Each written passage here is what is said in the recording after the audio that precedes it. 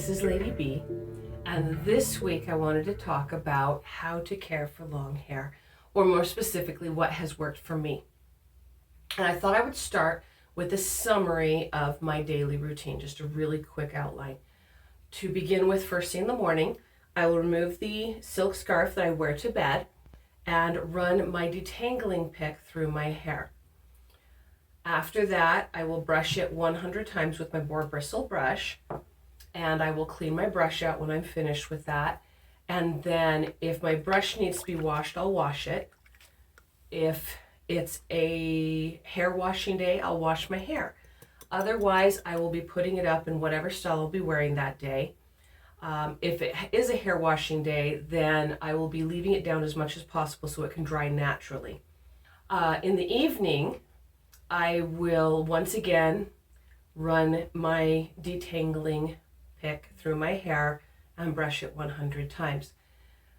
Then I run my detangling pick through my hair again after I've brushed it, just to make sure everything's laying the way I want it to, before I run a fine-tooth comb through my hair, specifically through the scalp area, making sure to cover my entire scalp. Then, if I have dry ends, I will put some oil on my ends, and only on the spots it needs it, and then gently put my hair up in a loose bun on top of my head so that those areas that have been oiled are together and it gives a chance to soak in, and I will put the silk scarf back on my head. So that's a really basic overview. Now, last video I promised you a story about what my hair has to do with this channel. And it all happened because I have fibromyalgia. And this has resulted in sensitivity to chemicals, medicines. I never know when I'm going to end up allergic to something that goes on my skin, or that I eat, or a medicine, or any of those things. So as a result, I've already was using as many natural products as I could, including my shampoo. I was using a natural shampoo when I developed an allergy to my shampoo. Now, a year previously, about a year and a half, I had developed an allergy to my toothpaste, and it took me almost 3, maybe 4 months to figure out what exactly it was I was allergic to and find a toothpaste I could use that didn't make my face puff up. And I didn't want to go through that again. It was miserable. So in desperation, I turned to this book because I knew that the information in it was good and it would have suggestions. So I looked through this book, and as I was looking through it, I was already looking for ideas for things I could use to learn, to make videos on, or to start out my channel. And I'm looking through this book, looking up information for what I can do for my hair, and it occurs to me I have an entire year's worth of material here. So that is how my channel got started, because of an allergic reaction to my shampoo. And that is also what led to me finally getting things working for my hair. I'd been trying for years to go more natural with my hair, and I've tried all kinds of techniques and tricks and things that people suggest for long hair care, and none of them worked until this year. So the first thing I should specify when I start talking in detail is what kind of hair I have, because what works for my hair exactly may not work for yours. So if I was going to buy an over-the-counter shampoo, and I would look for a shampoo that would have something that would work for my hair, I would look for something that would say full and fine. It's very hard to find. In cosmetology, to professionals, the kind of hair I have is a fine hair with a medium curl and a high density of follicles per square inch on my scalp. So that's my hair. I have a lot of very, very, very fine hair with a medium curl. Now the reason that's important is because it has to do with the brushes, and we'll get to that later. But first, I want to talk about washing. Now, like I said, I had an allergic reaction and I went to this book for help. And it suggested that I wash my hair with either an herbal shampoo, a Castile shampoo, or an egg wash. Now, there's a lot of herbal shampoos out there. And I had no idea how to tell what one would work for me. After the experience I had with the toothpaste, 3 months, didn't want to do it again. I just skipped that entirely. Now, if you have a favorite herbal shampoo that you think is really great and is very natural, please, by all means, put a comment below and I will read it. And maybe if I get enough comments, I'll try a couple and give a review of them. But at the moment, I skipped that. I did play around in one of my videos with making my own herbal shampoos, but I basically went straight to the Castile. I went out and I bought this. This is Dr. Bronner's Baby Unscented Pure Castile Soap. And I started using this on my hair. And I went with the unscented because I don't like putting a lot of scents in my things. I have a lot of family members who are very sensitive to scents. And so I'm very particular about my perfumes. And I always am very careful to use perfumes that won't bother them. And I don't like the idea of clashing scents, maybe setting them off or just not smelling good together. So I always do unscented when I can. But I love this stuff. It's wonderful. We actually now use it in our soap pumps also at the sinks for washing our hands. That's another video, however. But this is the main thing I turned to. Then over the year, as they came up, I also started trying out the egg shampoos, and they are wonderful. I'm at the point now where I wash my hair about every 2 weeks, and once a month I will use one of the 3 egg yolk shampoo recipes from the book. I have previous videos of those, and we'll put them in the description below. Now, how do you know when it's time to wash your hair? When you do the brushing method, you go a lot longer before you wash your hair. So how do you tell when it's time? Well, you tell by running a comb through your hair, a fine tooth comb, like one of these, and you run it through your hair. And if after you run it through the hair, the comb marks stay in your hair, then it's time to wash your hair. Really, it's a great tip. Again, from the book, what they said, I found it to be true. That's the point you want to wash your hair. It is something you plan ahead for. When you have hair, really, really long hair, and anyone who has really long hair can tell you, washing your hair takes a lot of time. You do plan ahead for it. Now, before washing your hair, always, always detangle your hair, brush your hair. It's going to make it easier, especially if you're like me and you don't comb your hair while it's wet. I'll scrunch it, I will finger comb it, but I will not run a comb or a brush through my hair when it's wet. So brushing it before I wash it helps prevent those knots that you might get that are a problem after you've washed your hair. Now, if I'm running errands and my hair's wet, I will put it up on top of my head in a bun, and my hair's thick enough, it stays wet while it's up. So I have to remember to take it back down, let it air out, let it dry naturally. Now, that brings me to my brushes and my combs. Boar bristle brushing. There are 3 kinds of brushes involved in this, and one of them actually isn't boar bristle. Let's see if you can see this. This is your basic boar bristle brush. The brand is Belula, I believe. Oh, maybe they're different brands. This one is Diwali. This one's Belula. There's a couple of good brands out there. There's several good brands. But this one is the Diwali brand. And this one, it's just the boar bristles. And this is for people with thin to about average thickness hair. And this works really well for that thickness of hair. But if your hair is really thick, it doesn't work so well. You have to brush your hair in sections because boar bristles are actually very soft and they will only brush the surface. They will not get through your hair.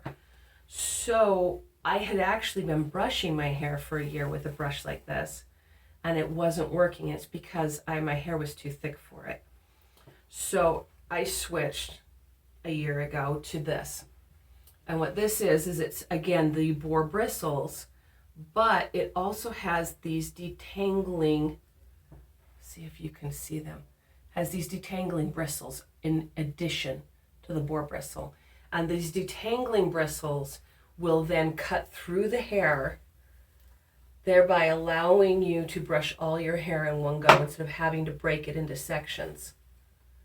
And it's wonderful.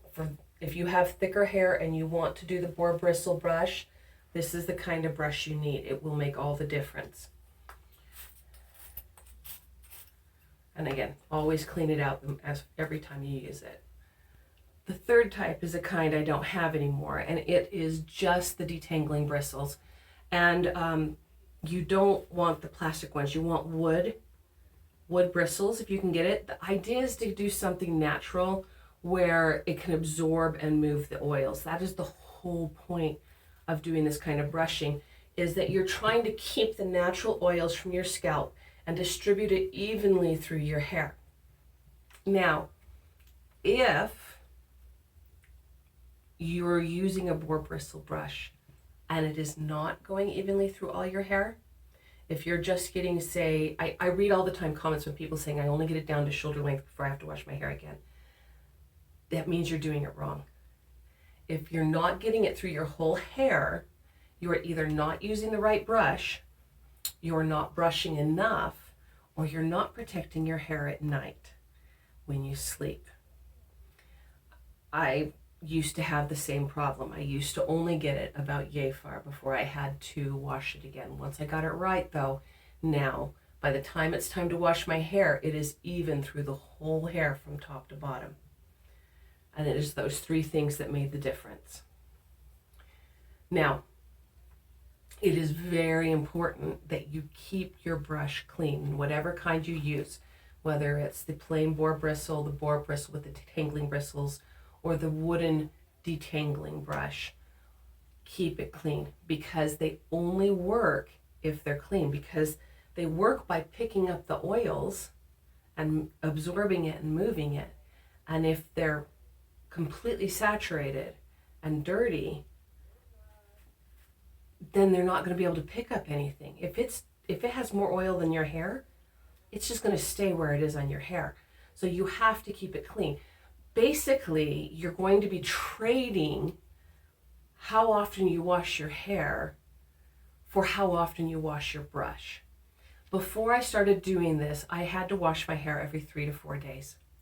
Now I'm washing my brush every 3 to 4 days, and I'm only washing my hair every couple weeks. And my hair is so much healthier for it. And yes, washing my hair is a little bit more of a production, but time-wise, I'm probably spending the same amount of time, if not a little less, overall on my hair than I did before. Because anyone who has really long hair can tell you it takes a long time to wash this much hair. So, how you keep your brush clean. Any company that sells these usually will have instructions for keeping it clean. But what I do is I swish my brush in warm to hot water that I've put a couple drops of my shampoo in. I like this particular shampoo because it is completely, it doesn't leave any residue. It washes completely clean. So when I then, after swishing it in the soap, I then swish it in some clear water, it just comes right off. It doesn't leave any residue. And the company that I bought this brush from recommends using essential oils instead. I haven't tried that. I don't know how well it works, but I know this does. And it's just really simple, takes a couple minutes, easy, fast, less than 5 minutes every 3 to 4 days, and I'm good. And that's a lot less time than I would used to spend in the shower washing my hair. After you have washed your brush, you dry it bristle side down. And this is very important, is you want it on a nice soft, some kind of surface that will absorb the moisture, and you put it bristle side down so it can wick down into the fabric and dry. And I always do it in the morning because that way I give myself the largest time period before I have to use it again for it to dry. Because it can take a while. It really can. You also want to keep your combs clean. So, speaking of combs, I feel you need two types. You need a detangling comb and you need a fine tooth comb. Now, this is a detangling comb that comes with the brush, and I use it to clean my brush out whenever I use it, as you saw earlier. But my hair is too thick for this to work very well as a detangling comb. So for detangling, I have this pick. Now, natural is better if you can get it, but I could not find a wood pick that didn't already have some, that wasn't varnished, that didn't already have something infused in it, and they were all infused with stuff that I have family members that are allergic to. So I found this. It is technically a plastic of some kind. I don't know what kind it is, but it's a very porous plastic.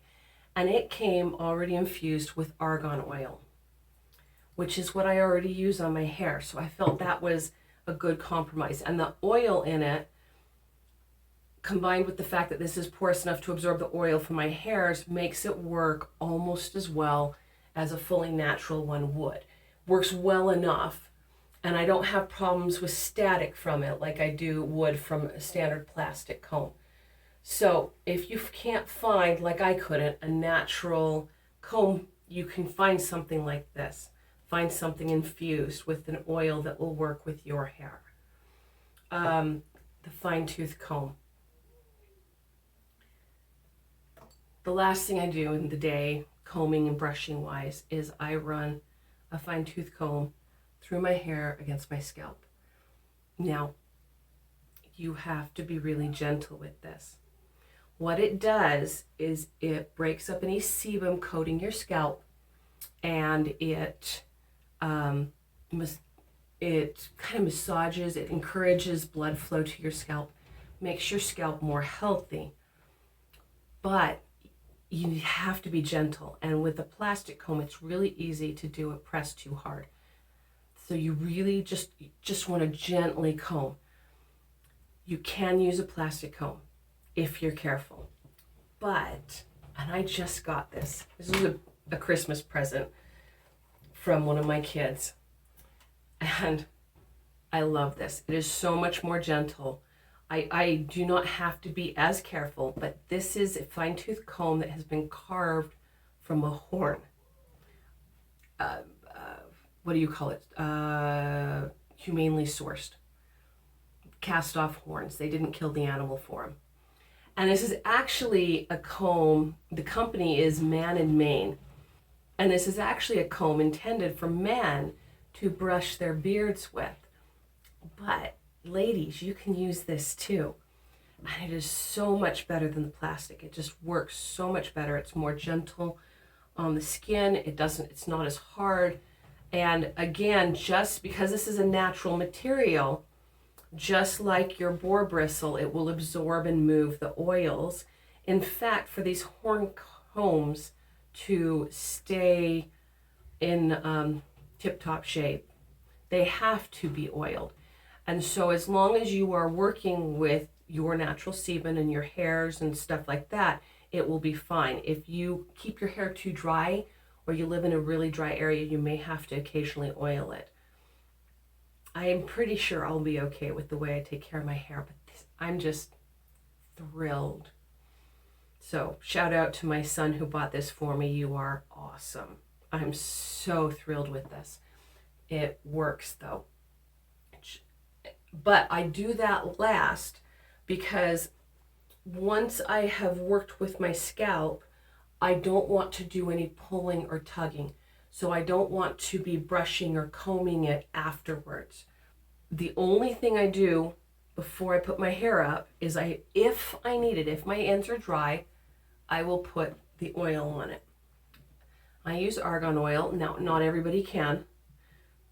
I know people who have reactions to this. There's allergies for everything. Find an oil that works for you. The thing about dry oils, though, is that it can take up to 48 hours for them to soak in, which is why I don't put it in before brushing. I put it in after brushing and combing, and I will put it in just where it needs it, on those spots, so that it has all night to soak in before I brush it the next morning and distribute any remaining oils through my hair. And I don't use it 2 days in a row because it can take so long to soak in. If you use it every day, it's really easy to overdo it. It really doesn't take much. If your hair is healthy, a couple of drops, 3, 4 at the most on the ends of your hair will take care of it. Now, if you'll remember, I mentioned there were 3 things that could be affecting the distribution of oil in your hair. And the third one was protecting your hair at night, or specifically not protecting your hair at night. If you don't protect your hair at night, you'll get tangles, you'll get rat's nests, your hair will be dull. You won't get that shine, not without putting a lot of product on your hair. And it's so easy to get that shine in your hair without having to use products if you just take care of it. So put it up, whether it's braids or buns. Sock buns, I understand for some people work very well. I've never been able to get them to work. And I can't wear braids because I have very sensitive skin. And if I have anything pressing against my scalp while I'm lying on a pillow, I will have a headache by morning. I just will. So what I have found works for me is to put my hair up in a bun on the very top of my head and use spin pins to hold it in place, because that way I don't have to have anything touching my scalp at all. If you've never used a spin pin, give them a try. They're wonderful. 1 second. I have a pair right here. I can show you. They're called spin pins because they're literally these pins that are spun in a helix. So you put them in by twisting them, and they just screw into your hair. And they'll let you put your hair up in buns and other styles, in very gentle, loose buns that will hold. And by putting it through the bun itself and not against my scalp at night, it holds it without, like I said, putting any pressure on my scalp. And I just love them. But the other thing you have to do to protect your hair, not just putting it up, whether it's a braid or a bun, is you need to pay attention to what you're sleeping on. Now, there's 2 ways to do it. One is you can buy a silk or a satin pillowcase and then wash it frequently, because whatever gets on your pillowcase will then get on your hair. Now, that won't work for me because I wear night cream at night. And if you put anything on your skin at night that you're expecting to soak in overnight, as you're sleeping, that gets on your pillowcase, which then gets in your hair. And I don't want my night cream in my hair. So instead of using a satin or silk pillowcase, I have a silk scarf that I will put around my head, around my hair. And that way it doesn't matter what's on my pillowcase, it's not getting on my hair. It's a barrier between my hair and my pillowcase. And it keeps it clean overnight. It also makes sure I don't get any tangles at all. So I wake up in the morning and I just run my pick through my hair and it just goes through clean and easy. There's no tangles, there's no problem. And I really do recommend silk. You can do silk or satin, but I recommend silk if you can get it, because in the morning when I wake up, my hair is so shiny. I don't know why. Maybe someone can tell why, but it works. Your hair is just beautiful and shiny in the morning, and you run your comb through it and it looks gorgeous. So that's the other thing, is it keeps your hair clean, it keeps it from getting tangled, and it makes it shiny. And that's it. That's how you do it. Or at least that's how I do it. So there's my first video of the year, 2023. And this is everything that I have learned from using this book and the information in it on my hair for 1 year. It finally got me over that hurdle of figuring out how to get things to work. So I hope this was helpful to you too. I love you whether new or old. If you enjoyed this and you'd like to see more, please like and subscribe, and I will see you next week. Until then, whether taking care of your hair or doing something else, don't be afraid to suit yourself and make whatever you do exclusively you. Until then. Oh great, I've got the giggles. Oh gosh, okay.